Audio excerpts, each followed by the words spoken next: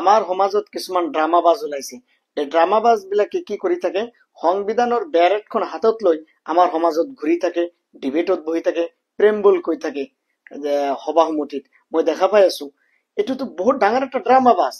মই বিশেষকৈ মুছলমান সমাজক ঘূৰি থাকে এইবিলাকে, অৰ্থাৎ আমাৰ সমাজৰ পৰাই কিছুমান মানুহে সংবিধান বেৰেটখন হাতত লৈ ঘূৰি থাকে, ডিবেটত বহি থাকে, আমাক ব্লেকমেইলিং কৰাৰ কাৰণে, আমাৰ ভোট লোৱাৰ কাৰণে।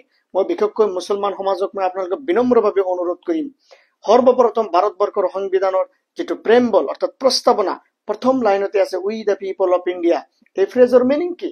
অৰ্থাৎ ভাৰতৰ চিটিজেনে, অৰ্থাৎ আপোনাৰ হিন্দু হওক, মুছলিম হওক, শিখ হওক, ইছাই হওক, বৌদ্ধ হওক, জৈন হওক, বা যে গডক বিশ্বাস নকৰে সেই হওক, সকলোৱে মিলি সংবিধানখন বনাইছে আমাৰ কাৰণে, আমাৰ ন্যায়ৰ কাৰণে, আমাৰ অধিকাৰৰ কাৰণে, সকলোৰে বাবে সংবিধান, অৰ্থাৎ by the people, for the people, of the পিপলৰ কাৰণে।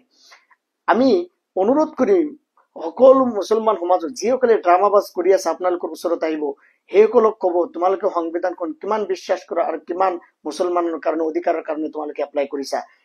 এটা ব্যক্তিয়েতো নাচায়ে সংবিধান, এটা পাৰ্টিয়ে যে সংবিধানখন শেষেই কৰিব, আৰু এটা পাৰ্টিয়ে ড্ৰামাবাজ কৰে সংবিধানখন ৰক্ষা কৰাৰ নামত। এই পাৰ্টিয়ে কি কৰে, আপোনাৰ সংবিধান লেখা আছে having solemnly resolved to constitute India into a sovereign socialist secular। সেই পাৰ্টিক আপোনালোকে সুধিব যে ড্ৰামাবাজি কৰে, অৰ্থাৎ আমাৰ সমাজৰ পৰা কিছুমানে, যে তোমালোকে কোনটো সেকুলাৰিজমত বিশ্বাস কৰা, পলিটিক্যাল সেকুলাৰিজমত না কনস্টিটিউশনাল সেকুলাৰিজমত। যদি কনস্টিটিউশনাল সেকুলাৰিজমত বিশ্বাস কৰে তেনেহলে সেই ব্যক্তিসকলে আপোনালোকে সুধিব যে পাইকানত যেতিয়া আপোনাৰ এইবাৰ উচ্ছেদ কৰা হল, কিন্তু 2011-12 যেতিয়া সেই পাইকানত যেতিয়া এইটো ফৰেষ্ট কৰা হৈছিল, এই ল্যান্ডটো গোৱালপাৰা, তেতিয়া ডিফৰেষ্ট কৰাৰ কাৰণে পাইকানৰ মানুহ এপ্লিকেশন কৰিছিল, কিন্তু সিহঁতে ডিফৰেষ্ট কৰা নাছিলে, এপ্লিকেশনখন ৰিজেক্ট কৰি দিছিলে। এতিয়া সোশ্যাল জাস্টিস কেনেকৈ হল? কাৰণ প্ৰেমবলত উল্লেখ আছে justice, social, economic and political justice. সামাজিক ন্যায় কেনেকৈ হল, অৰ্থনৈতিক ন্যায় কেনেকৈ হল? সেই গোৱালপাৰাত কিয় মাইনৰিটি এলেকাত এটা চেন্ট্ৰেল ইউনিভাৰ্চিটি এষ্টাব্লিছ কৰা নহল? এইটো সামাজিক ন্যায় হল নে? প্ৰেমবলত উল্লেখ আছে জাস্টিস, সোশ্যাল, ইকোনমিক জাস্টিস, এইটো আপোনাৰ অৰ্থনৈতিক ন্যায় হল নে? তাৰপিছত এই ড্ৰামাবাজ বিলাকক আৰু একে সুধিব, যিসকলে ফেচবুকত ষ্টেটাছত লগাই থাকে প্ৰেম বলাৰ সংবিধান হাতত লৈ থাকে, সেইবিলাক সুধিব 2011-12 চনত মানুহক যে হত্যা কৰিলা কোকৰাঝাৰত, হাজাৰ হাজাৰ মানুহ বেঘৰ হল, সেইসকল আৰু যিসকল মানুহ হত্যা হল শ্বহীদ বুলি ঘোষণা কৰিলানে? সেইটোতো ইনোচেন্ট আছিল। 2 লাখ মানুহ বেঘৰ হল, এতিয়ালৈকে মাটিৰ পাত্তা সিহঁতে পোৱা নাই, নিজৰ ঘৰত যাব পৰা নাই।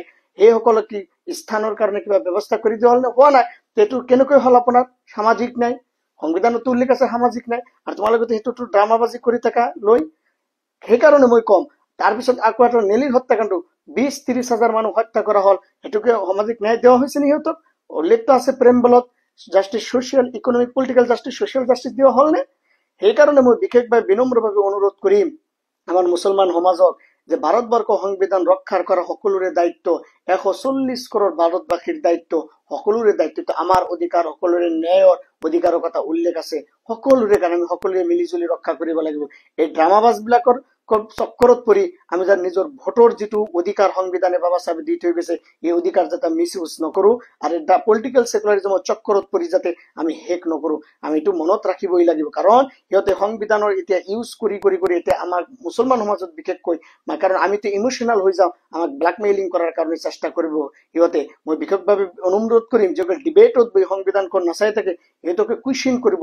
নেলি হত্যাকাণ্ড, বৰপেটা, নৰসিংবাৰী, তাৰপিছত হল যে কোকৰাঝাৰত, সিহঁতক সামাজিক ন্যায় কিয় দিয়া নহল? কাৰণ সংবিধানতো justice, social, economic, political justice প্রেম বলতেই লেখা আছে।